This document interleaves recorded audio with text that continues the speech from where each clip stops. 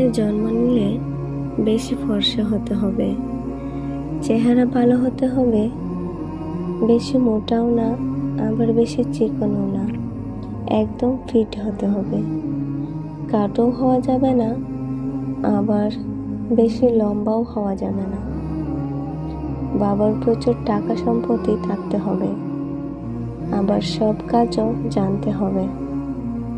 এক কথায় একের ভিতর সব।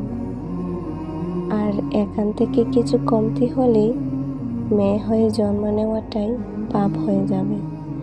মোমের মতো গলে আবার শক্ত হতে হবে।